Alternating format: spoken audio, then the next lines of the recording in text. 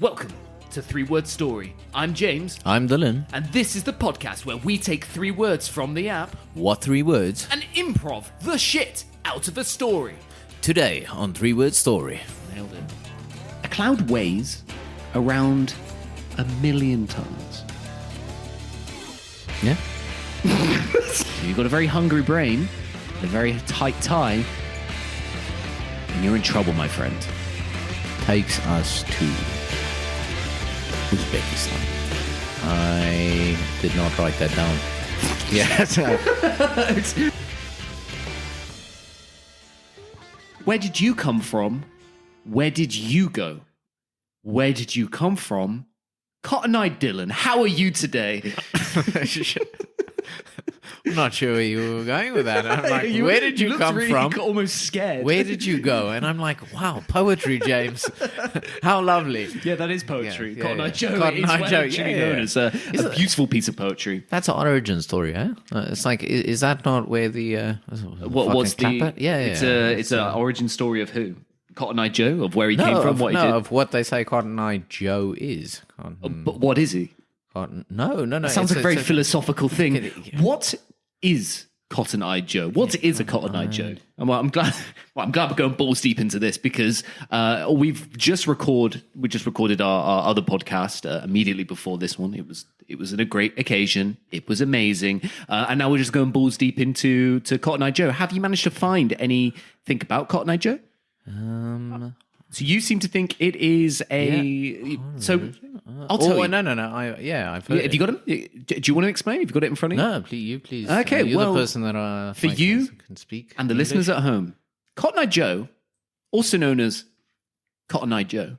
Thanks, Wikipedia. Or just Joe. It's a traditional American country folk song popular at various times throughout the United States and Canada, although today it is most commonly associated with the American South, your favorite place, Dylan.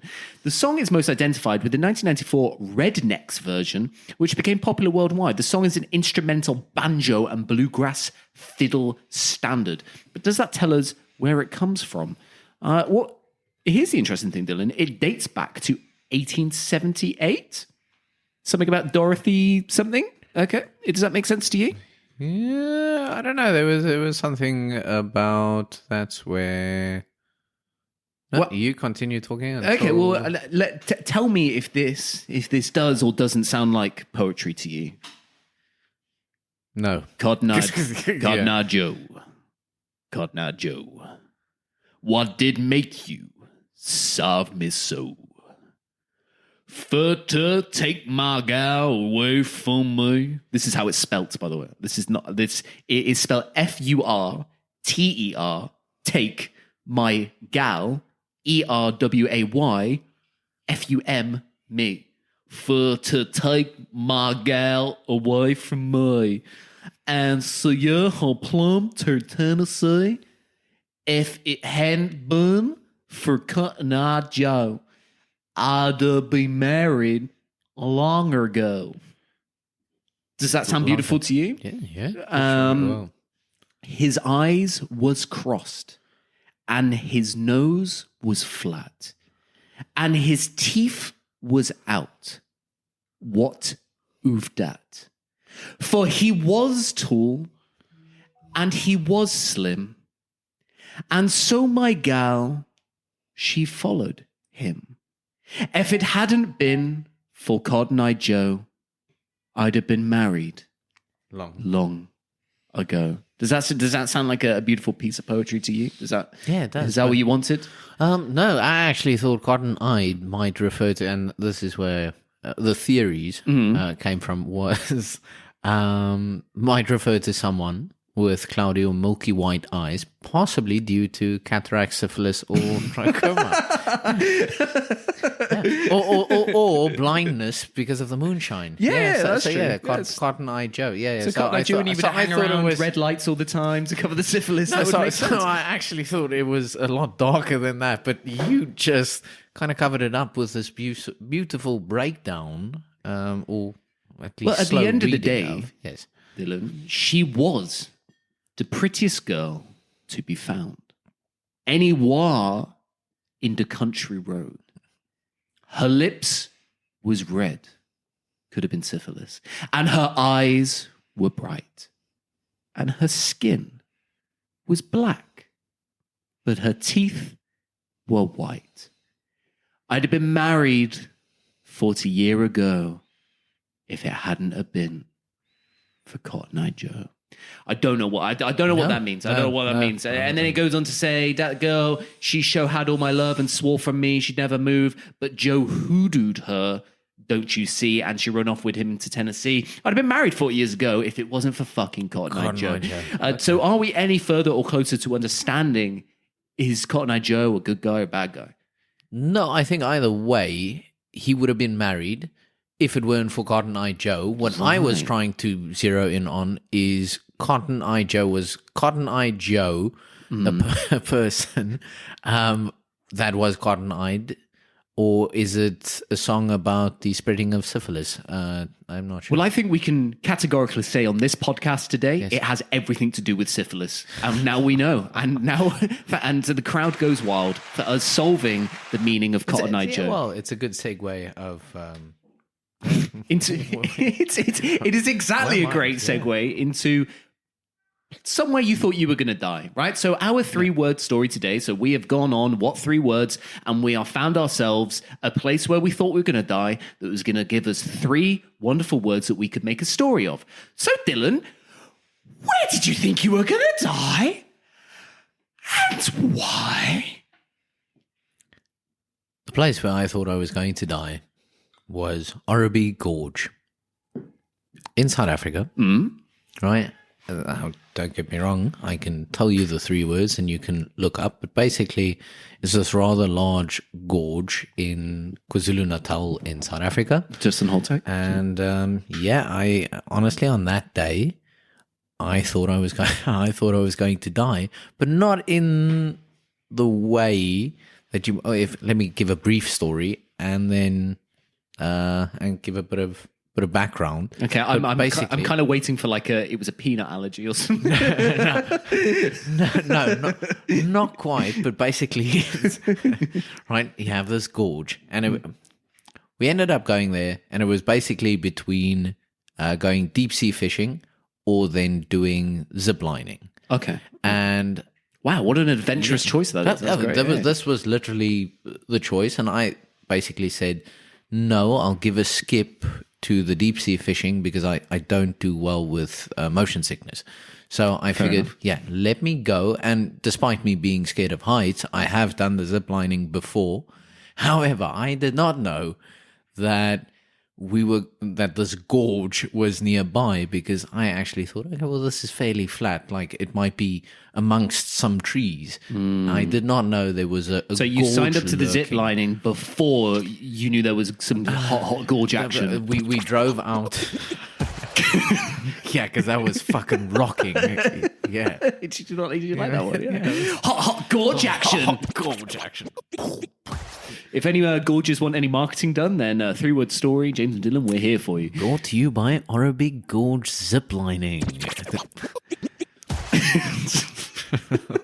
Free advertisement there. Yes, So you reluctantly went ziplining and you didn't necessarily knew what you were into, right? No, not at all. And I kind of looked at everything. I was looking at the lines, and I know it's a set of lines kind of going down.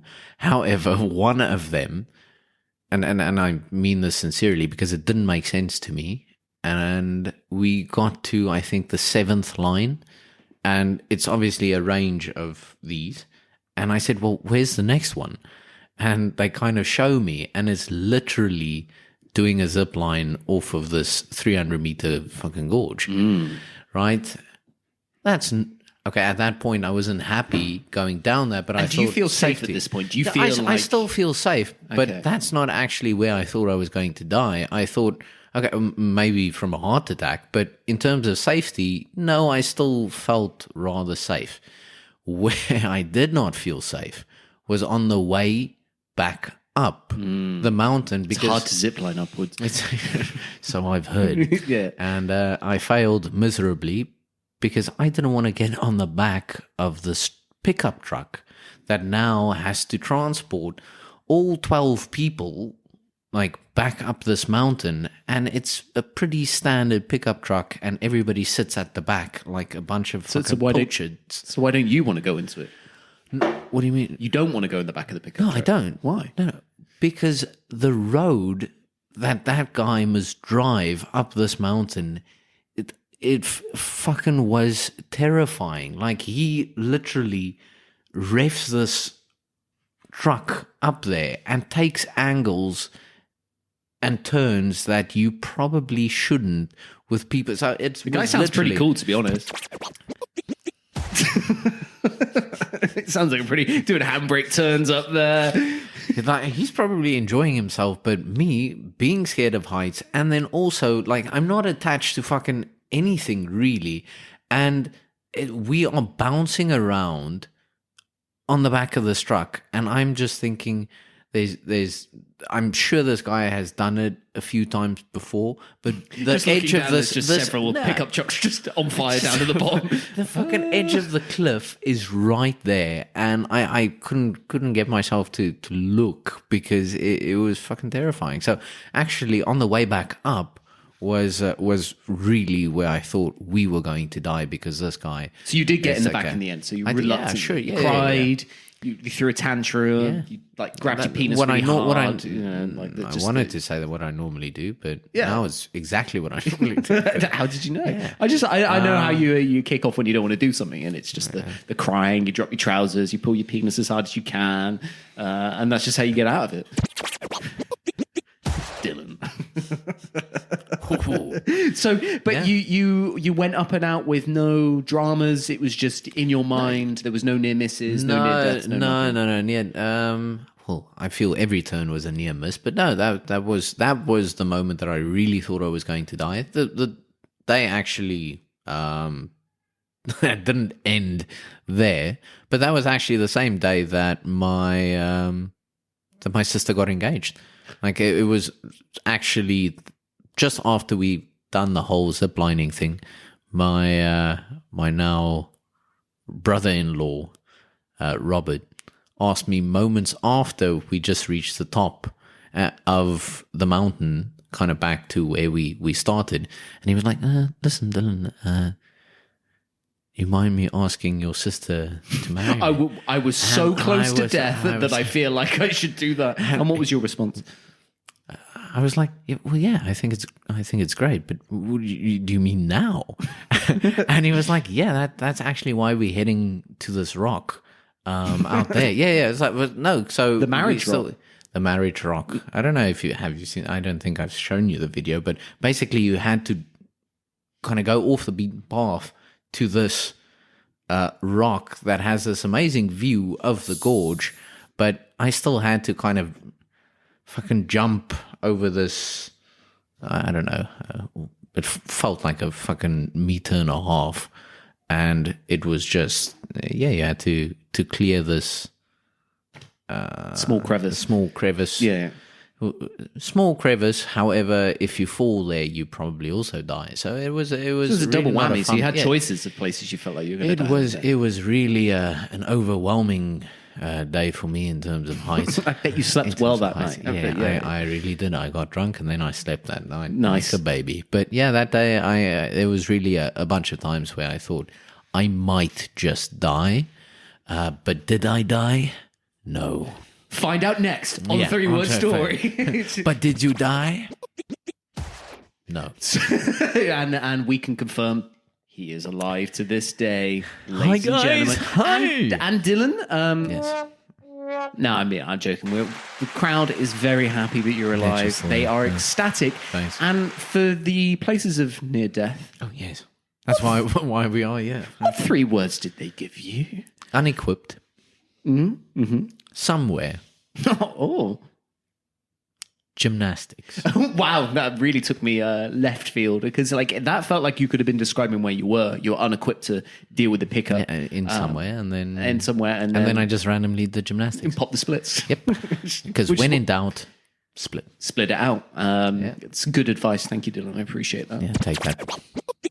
I should probably stop that one. I think the listeners are for fuck's sake, shut up, James. Well, I had a couple of stories I could have gone down. I could have gone, very self-gratifying. I nearly died. I fell down a cliff or whatever. But no one wants to listen to that. People want to listen to more pathetic things where I felt like I was going to die, but I wasn't really going to die. So I thought I'd go for one of these stories. Right? Well, I'll save the other ones for another day, Dylan, when I want to really talk about how radical I am. Wrong one. So I'm gonna take you back to I was roughly 13 years old, 12, 13. I was roughly 30 years old. It was yesterday. 4 weeks ago. It was yesterday. I missed the toilet and I fell on the toilet brush, and I thought I was going to die. I fucking believe that. Holy shit! And that's why it looks like I have a small tail. It's not. No, that didn't happen, Dylan. That was just a hilarious lie. But what actually, when I was 13, and me and the school. At school year, we would sometimes go as like a special end of year treat to a place called Creely Adventure Park. Okay. Now, Creely Adventure Park, just outside Exeter, was a wondrous, magical place where Jeez, James, your dreams could come true. No, this really sounds like something out of some other British movie. It's Creely Adventure Park. Like it was a wonderful place, and it was most of it was outside. So you'd go there. There was a log flume where you are guaranteed to get wet in every way. There was like a rocking ship that would rock you back and forth. There was a wonky house that you would walk in. Go-karts. It's peakness. That it was a bit shit. Like, I completely, I kind of get the vibe. Towers, whatever. It was a bit shit, but it was endearing because it was a bit shit, right? You could just walk. Yeah, they know what they are, though. Yes. Yeah. You know you're not expecting much, so you have a rambunctious and wonderful time. Yeah. Okay. So, where my near-death experience happens in this particular place is actually in the indoor play area. So the indoor play area, not the log flume. Not the log flume. That was safe, wet, but safe. Safe. Okay. So thank you, Creely, for your very safe log flume. Now, you're not supposed to eat the fucking plastic balls. No. And I wish you would stop because it's getting uncomfortable now. Sorry. So, no, you're not meant to eat those. So it was like your, I don't know if you had like the kind of soft play places where you would take as a kid and probably at the age of 12, 13, we were a little bit too big and too old for this. But, we're a bunch of school kids. We're going to go there and cause chaos, right? Mm. And this indoor one was... it was amazing, right? Like it was multi-layered, very large. It had an enormous ball pit that you would just like swanton bomb in, wrestle each other. It was the time of your life. Okay. Right? No, I just wanted to say, were you like, yeah, it's all right. Were you trying to play it cool beforehand? Or were you actually like, guys, this is No. I thought I was playing it cool. Now the more I'm thinking about it, the more aroused I'm getting because it was a fantastic time. It was top notch, right? Good. So me and my friend Matt at the time, we're running around and, just fooling around, chasing each other. And this little kid starts to kind of like try and play it. And I'm talking like little. We're 12, 13, I guess. Mm. This kid's probably 7, 8. Oh, okay. All right? So he's still got boogers running around. Yeah, like little snotty prick, you know? And we're like, go away, little snotty prick. We don't want anything to do with you. Go away. But he is hell-bent on chasing us, right? Like he is just like, I'm decided that I'm coming after you fuckers. And for whatever reason, it was terrifying because you would literally go around like there was like a pitch black maze, for example. You'd go through the maze and then you'd come out the other side of the maze. Little cunt was there. You shit yourself and you'd run back again. So it was fun, right? It was hilarious. So you have death slides, right? You know what I mean by death slide. So a death slide is just a slide that is just a sheer drop, and then it kind of whooshes at the bottom, right? Fuck. So there's it was called the Red Devil, huge big red death slide in the middle of this. Okay. I love how everything has names, like in your stories. I mean, it's like this one was called the Red Devil. So this was the Red Devil. It was the third largest drop in the southwest region of death slides. So that's kind of how I was seeing it. Yeah, but this the Red Devil. Well, fuck you, Dylan. It was really cool. This one, it was the largest death slide I'd ever seen in my life, and may have ever seen since. Oh, okay. I just wanted to say up until the years up until the Dubai Dominator. Yeah. No, this was hairy, right? And if mistreated, could cause grave injury. So we're running away from said child. It's terrifying. We're running away. We're scared. I get to the top of the death slide, and the thing is, at the death slide, you just need to just drop. Yes, right? not jump. Not jump, or be pushed. So as I was at the top of the slide, Matt came up from behind me and pushed me outwards. And I plummeted and slammed at the bottom, like slammed hard. And he said that he looked down and thought, I've killed James. Yeah. Now, what actually happened to James, I played rugby at the time, I was used to being knocked around, but I did just splat. And my arm dragged along the plastic, the skin, so like no long sleeve or anything. Yeah. And the inside skin of my kind of elbow area just peeled off and ceased to have skin on it anymore. So just removed my skin. I was never really going to die. No. But at the time, felt pretty hairy. Yes. And it was, he just decided, fuck it. I need to get away from this child. And James, I will sacrifice you to Cthulhu.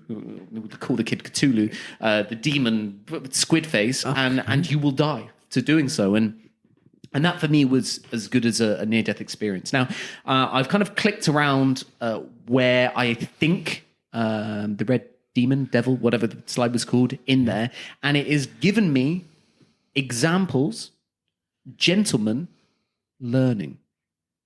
Oh. Yeah. So, and that is roughly, I think, where the red devil was in there. What a conveniently, right? Yeah. So that is where I'm going to host my 3-word story of today. That kind of makes for...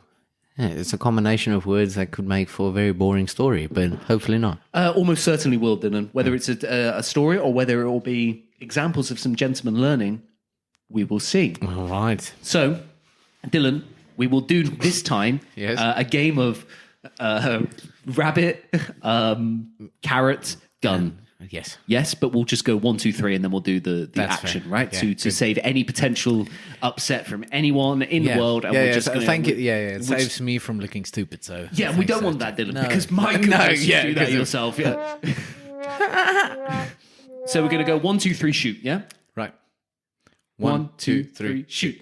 That's funny because he said shoot. Yeah, that was silly. That's funny. Okay. 1, 2, 3, shoot.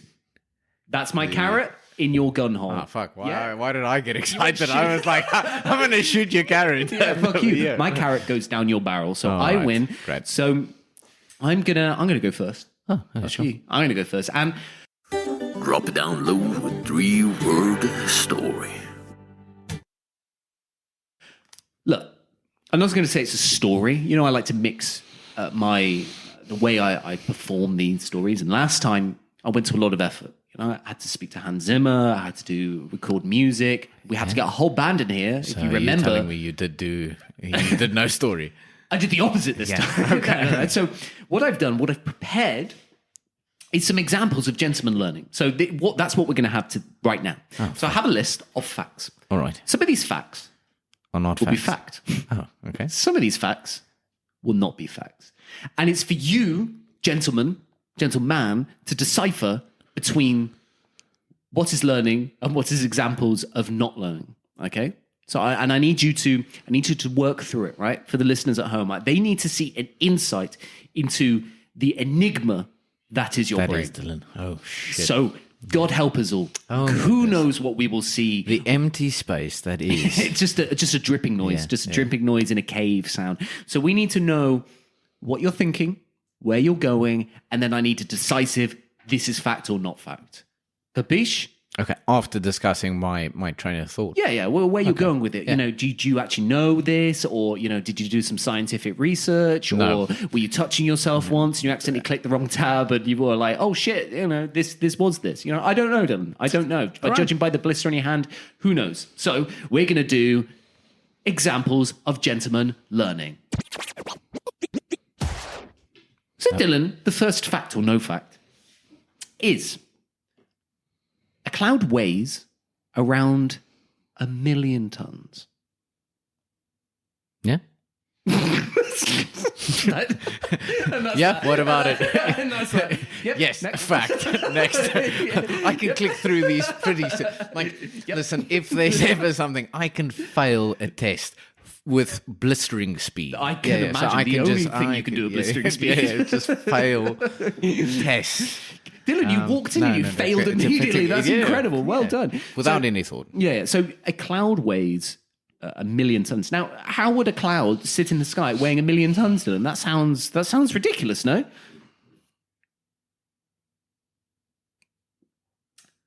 Yeah, well, again, it's so let me start with clouds and rain.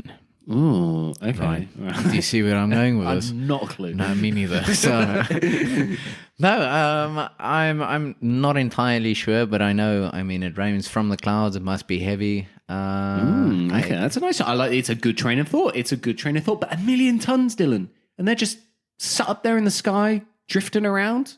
Come on, 1 million tons. 1 million tons. 1 million tons, maybe. Well, but then yet again, you also won't leave. It's either fact or not. It's not like you'll take the amount of 1 million tons and it was actually just 500,000 tons, and now you were like, yeah, maybe we'll try and catch him out that way. No. We're not going to play semantics. We're not going to be like one out. Like Actually, it was 999,000. we're not going to do that, right? It's I'm going to stick with it. Yeah, you're going to go true. Yeah, it's possible. Yeah. We're going to go true, Yeah. and congratulations, Dylan. That one was true. Nice one. Well done. That's 1 for 1. So the next one, Dylan, fact or no fact, giraffes are 30 times more likely to get hit by lightning than people. No.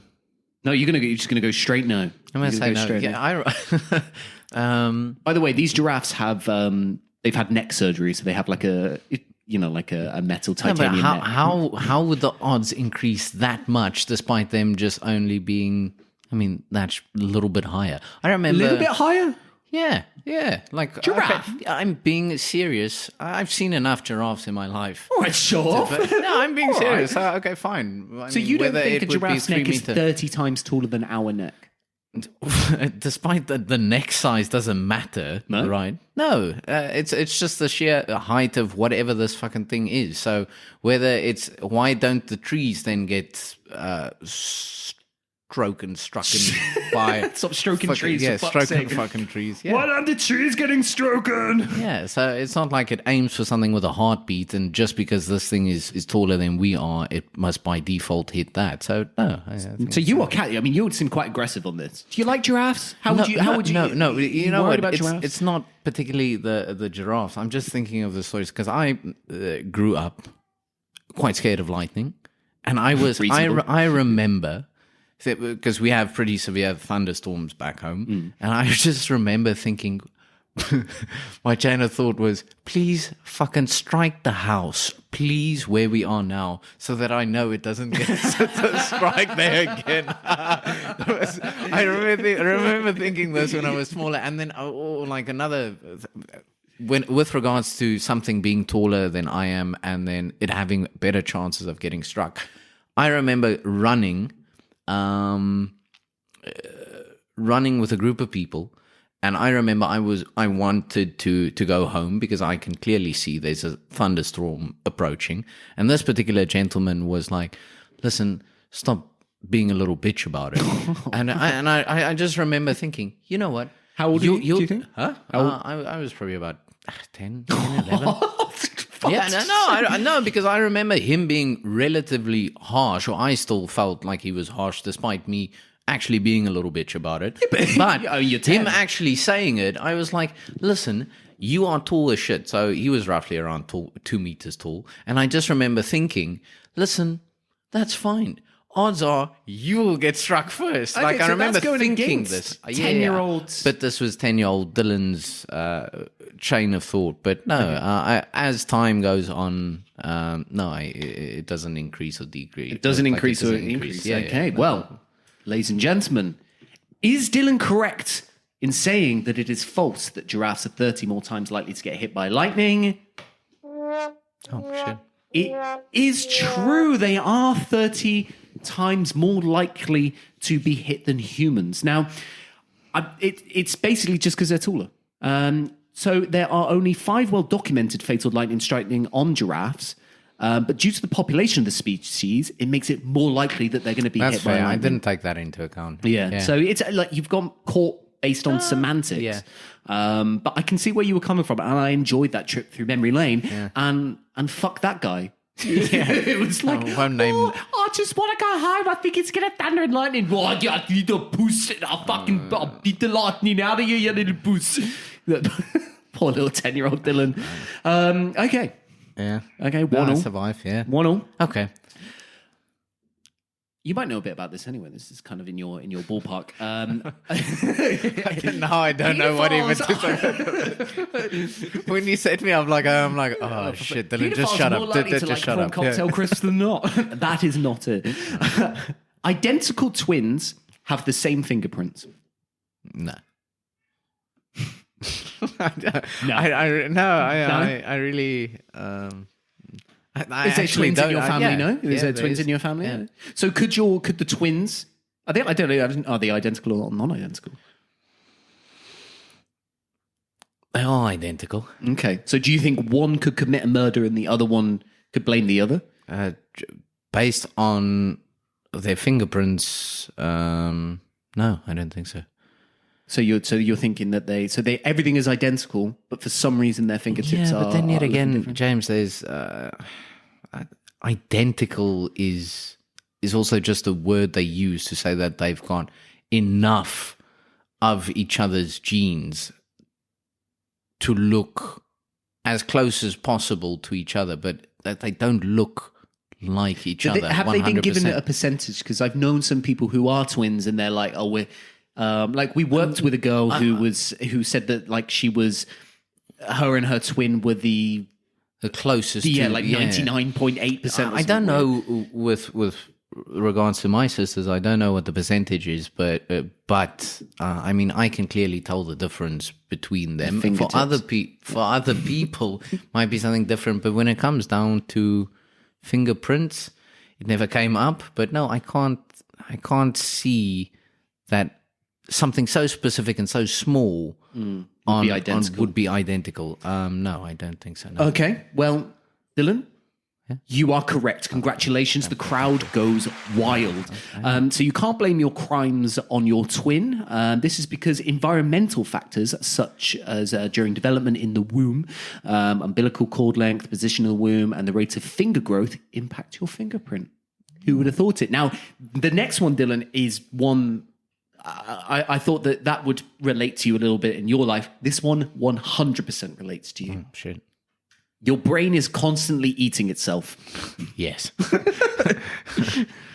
So it's just inside your head right now. It's just chewing. That's what's happening right now in your brain. True or false? No. What I'm kind of thinking, it maybe in the lines of this is going to sound bizarre. Maybe in the sense of it fucking has to. There's a process maybe of it cleaning itself somehow, and maybe it eats something out of. Tell me something. about that process. How do you think it's working? Well, at this particular moment, it's not particularly great. So you're thinking there's like little men in there with like those brushes that like they used to Phineas wash and windows. Ferb is in there. Yeah. Just spraying and washing. So you think it's eating itself or not eating itself? Yeah, but it's eating itself maybe in a good way, so it doesn't atrophy away or fucking die, or like it gets rid of old stem cells or fucking some cells that died. I'm not sure, but yeah, let's. You're going to say it's eating itself, then the crowd goes wild, and congratulations. But brain, why is it? Yeah. So the process is called phagocytosis. Mm-hmm. Where cells envelop and consume smaller cells or molecules to remove them from the system. But don't you worry, Dylan. Phagocytosis isn't harmful, and it actually helps preserve your grey matter, except for in your case where it's too hungry and it's just eating everything inside. Yeah. and there's nothing. Other people have a medulla oblongata. I just have the You just have to.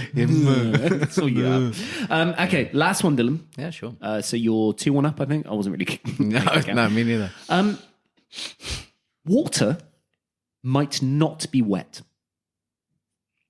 True. So why might it not be wet? Why would water not be wet? When is wet? Wet. No, I guess. Sorry. Wet. It might not be wet. It might just feel wet. So again, it may be just with how we perceive it, or our brain maybe just can't comprehend. I don't know. This is normally how the fact that you're asking the question might make me think. Oh no! I think that. Do you know what that was? That's a classic case of phagocytosis right there. So yeah, what are you thinking? Water is wet, not wet.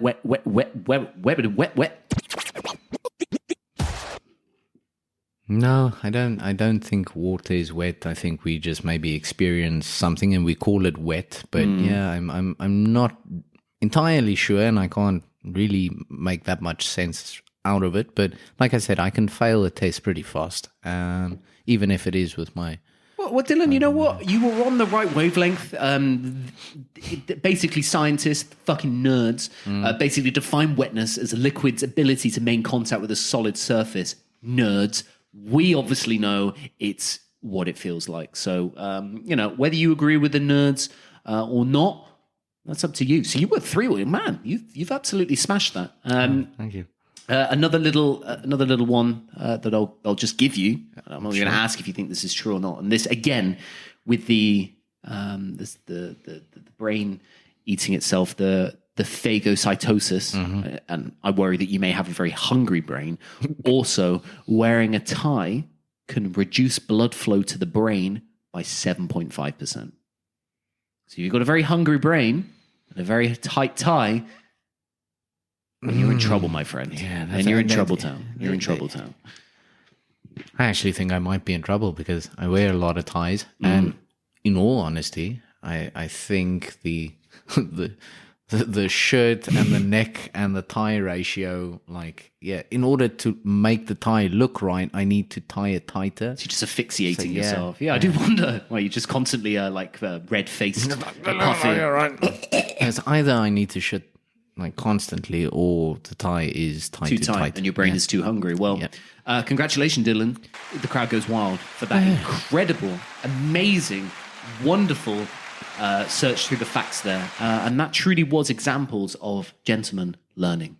Oh, wonderful! Well, thank you, James. Yeah, that was actually really interesting. Yeah, why am I so surprised? Fuck you! Yeah. Drop it down low with 3-word story. Right, Dylan. All right, let me get to my 3 words. Unequipped, somewhere, gymnastic. Yeah, baby.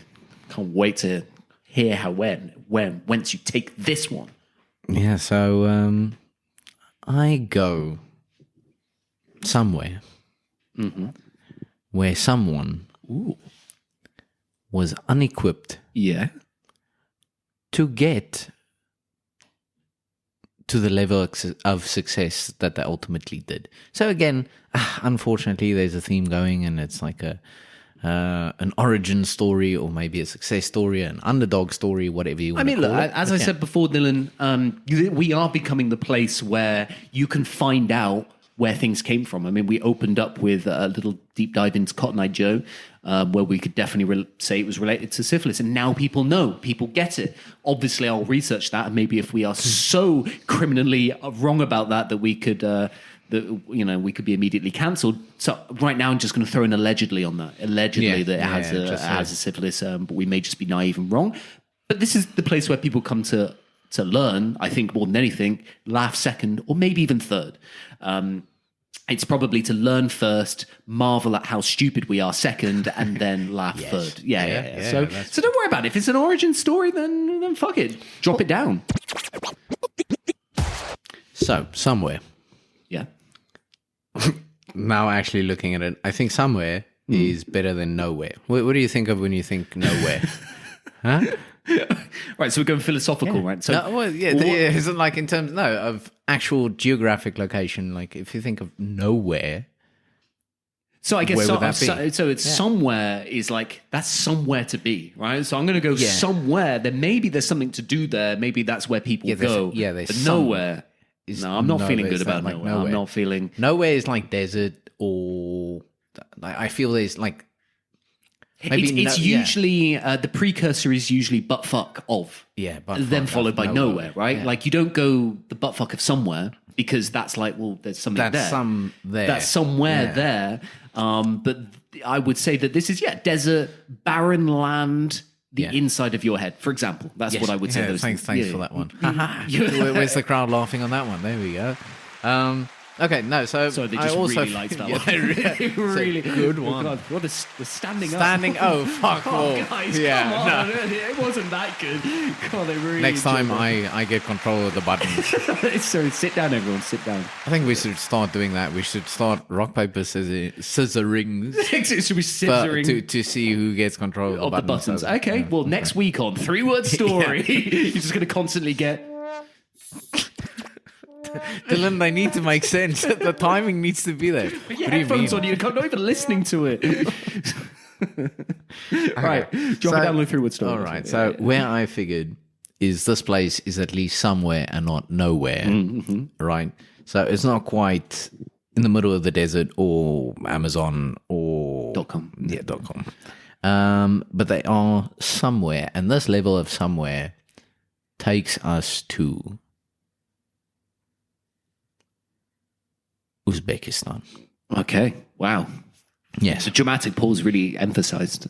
Because honestly, I wasn't sure which stan, and I needed to look down. Which stan which is stan it? was it now? Okay, and for the listeners at home who are thinking, never heard of it, and they've not watched Borat, which is also just a neighboring country, because Kazakhstan is where Borat. Exactly. I mean, I'm sure they're all friends, or maybe not. You tell me. So roughly, where is Uzbekistan? Where can we find those? Right next to Kazakhstan. Nice, thank you very much. Yeah. Just south of Russia, which is a big old place. Fondly known as the Stand. Yeah, and the Stand. Well, so a couple of stands, but the story originating, well, the success story, underdog story that originates from there is someone who was unequipped for what they wanted to do. Now, there was a circus in town in Uzbekistan, and the the particular city where this person is from, go on, give it a go. Give it a go. I fucking didn't even write it down. Probably too many K's, W's, Z's. I'm not even going. I'm going to butcher. I would love name. to hear you give it a go. Can you find it? I'll just chat some shit. So Uzbekistan is let me just a wonderful quickly sparsely backspace populated. Cotton-Eyed Joe. Yeah, No, bookmark that page. Bookmark that, and I really want to know what city this is, because I'm sure you're going to eloquently put it. You know an Uzbekistani you are very fond of. I'm sure he could teach you. He speaks Russian, I believe, as well as English extremely well. I'm sure he speaks about lovely things about Uzbekistan. No. This one is actually really not difficult. Okay. Yeah, it's Bukhara. Huh, wow. Bukhara. Bukhara. Okay. Yeah, so hopefully I didn't give away my guess, but no, not guess. Oh, fuck, she's not a guess. It's a story about this person. Okay, right. But what I wanted to compare her story to was, I mean, we all know kind of Sylvester Stallone's story where he was kind of Hollywood and he sold his script and he only had $106 in his bank account, but he wanted to star in the movie, like J.K. Rowling, Michael Jordan, Oprah Winfrey, the list goes on and on. However, this person is maybe the most famous, unfamous person. Okay, all right. You might know. Okay. Her story, and before I give her a name, I actually wanted to give her name away first, but let me kind of delve in deeper. Such a tease. Okay. The circus was in town. This little girl then saw these trapeze artists, and they thought, wow, absolutely fantastic. And after the show, asked, listen, how did they kind of get into this, etc., etc.? And they said, well, gymnastics is where we started. And she thought, wow, this is amazing.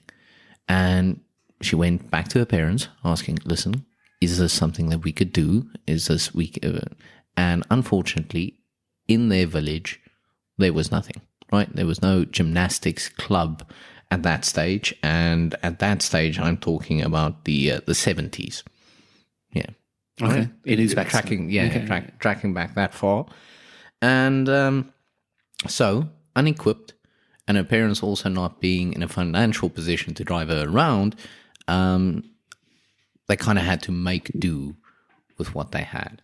So, if you don't know, or for those of you that don't know, female gymnastics, you have beam, bar, vault, and then floor.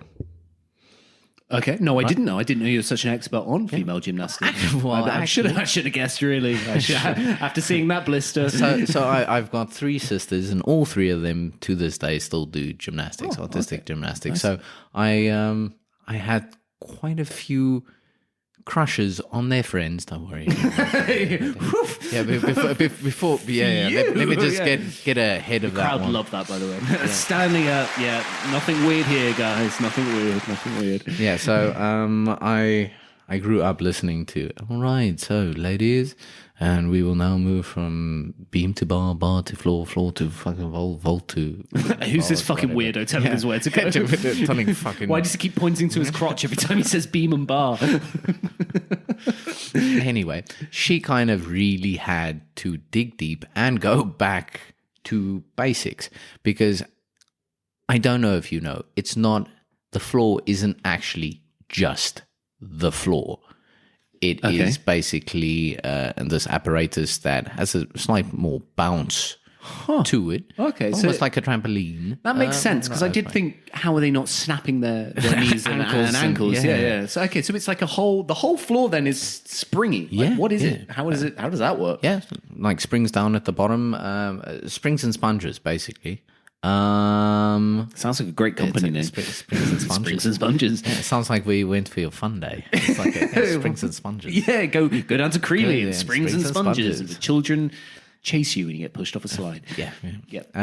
But no, basically she actually used, I almost want to say, the elements. So she started practicing on the actual floor and the actual grass. So this has actually been said in interviews that's where she learned, and that's how she got her power, because she, up until this day, is quite a powerful female gymnast, because she can generate, so much, I guess, plyometric forces or oomph. Yeah, whatever you want to call it. Term. Yeah. Oomph. So basically doing that on floor, beam. She literally just found a beam and did a routine on this just piece of wood. Just a random Uzbekistani beam. She was just like, I'm fucking all over that. Bars, that one. No, there's no joke there with bars though. She'd hang around in bars. And just be spreadies. Yep. Okay.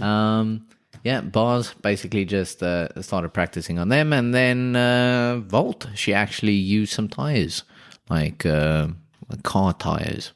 And used that to practice some of her skills. But now to go into her long list of achievements, she's been active on the international scene for gymnastics, like female artistic gymnastics, since 1988. Oof. Right? Gee whiz. And she is also, I read this, she's been to 8 Olympic Games. 8 Olympic Games. 8 Olympic Games, so work that out. Yeah, that's I'm trying to, rapidly and failing. Yeah. So, what's that, every 4 32 years? Yeah, so 32 years. 32 years. Nice. That she has been able to qualify for various teams, though, by the way, over the years. So various teams, as in nationalities, or within gymnastics? Within gymnastics, but for different countries. So she actually competed. Can you do that? Yeah, well, I'm not sure, but the reason why it kind of split up and kind of bounced around, because she Soviet initially competed for the USSR. Right? Okay. And then from there on, I think, so from 93 to 2005, it was Uzbekistan, 2006 to 2012, Germany, and then 2013 to present, I did not write that down. It's classic phagocytosis coming out right there. Yeah, but basically, this is Oksana Chusevina. and she is the Uzbek-born gymnast that has fucking shocked the world because she was unequipped within where she grew up, and kind of where she's from is really somewhere, but just a wee bit better than nowhere. And yeah, she was an absolute fantastic gymnast. So yeah. Well, fuck me. I mean, the crowd goes wild for her, and they are standing up and going. I'm really worried, Dylan, that we may have actually learned something today, and that was very factual and very interesting as well. Well, not all of it was factual, but it what wasn't factual? Hang on a minute. I was really invested. Yeah, sorry, I told it in a way that I thought, maybe it wasn't this could actually. It was mechanics, and it wasn't Uzbekistan. It was actually South Sudan, and it actually she wasn't a woman. Her name was Jeff, and this actually happened. No, it didn't happen. I made it up. No, so she actually did. She had been to 8 Olympic Games. I'm not sure, it might be 9. However, she is 49 years old at this particular. So just to give you an idea, gymnast. She's still a gymnast, and just to give you an idea, most professional female gymnasts retire at the age of like 24. Yeah, but like before they get out of puberty, do it for a few years, and then that's kind of that. Yeah. Now she has managed to stay relevant for quite some time, but no, the where the fakeness of the story probably comes in is I'm not sure if she actually did gymnastics just on the floor or just on the beam. Because what was her name? What was her name? Oksana. Fucking what? AUX? As in, I need a jack. OKS. OKSANA. OKSANA. Gymnast, right? Chusovitana. Yeah, I'm not even going to fucking try. Okay, well, 49 years old. She's 5 foot tall.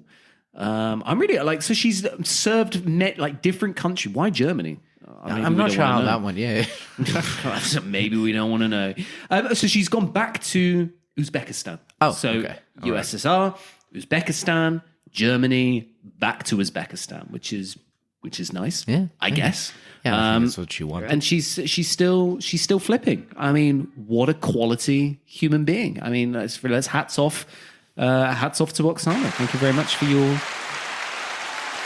time. Yeah, and then I kind of wanted to say, well, look, I mean, I actually think she might be the most famous person, but then I googled other famous Uzbeks, and did you get anyone good? Nope. Our friend Fails on there. He does real estate in Dubai. Well, I don't know. That's about it. No, he could be. He could be. Maybe that's why he's in Dubai. Who knows? Maybe he's too famous in Uzbekistan. I mean, she deserves to be up there for the most famous, I would say. Yeah, I don't know. Do you know Amir Timur? No. What does he do? In that case, no. Does he do gymnastics? No. I'm just going. Celebrities of Uzbekistan is literally the title of the article that I'm now going into, and also just. Okay, well, she's got loads. She's got golds in World Championships, gold in Olympics, gold in Asia Games. No, so I actually think, James, we actually learned something. Fuck, I don't know how to feel now. I feel a bit weird. It's like, Dylan, where's the comedy? Where's the bullshit? Yeah, I know. Where's the delicious phagocytosis that usually spurs you on with some ums and ahs? But well, I mean that's the bombshell to end on. I guess is we've all learned something. Oh shit! Yeah, this feels terrible. We will change this. Yeah. Let's, well, the next episode. Let's do something that we will definitely not learn something. Maybe we'll make that pact. I don't know what that means. I don't even know what we should. We'll steer away from whatever happened this episode. Yeah, maybe we should just make it more crass again. I don't know. Find somewhere where you shit yourself, and then we'll do. I don't think I've done that. To be fair, that's not a very good one. No. Find somewhere where if you were going to. Clear a land and move into it. No, that's not a good one either. I just made that political. We don't want that one either. If you were going to make a theme park based on you, Dylan Land. That's good. Me, James Land, where would it be? And then you also need to come up with exactly what does this look like? What's the theme? What does it look like? Walk us through it. What's the idea? What's the theme? Exactly. Yeah. And the 3 words needs to be on like the key ride. So for me, I'm going to obviously replicate the Red Devil slide from where I nearly died as a young age. And Okay, so take us through memory lane. Exactly, Okay, you know, that's fair. memory lane. So we're gonna find our 3-word story from the place where we're gonna have our own theme park, and we're gonna what that theme park is. I tell you what, fuck it. The 3-word story needs to be about the theme park somewhere. You need to relate it to the theme park. Yeah, We're going to I add an can do extra that. layer of Yeah, difficulty. Sure. And that should then prevent it from being too informational and too factual, which I'm scared we can't really carry on that train at all because we're stupid, which was point 2 of why people tune in. Till then, Dylan, till then. 3-word story. All right. Thank you for listening to this week's 3-word story. If you would like to get in touch with James and Dylan, then please email us at the3wordstory@gmail.com. Send your reviews, negative or positive, or even your 3 words, and we'll read them out on air. See you next week. Drop it down low with 3-word story.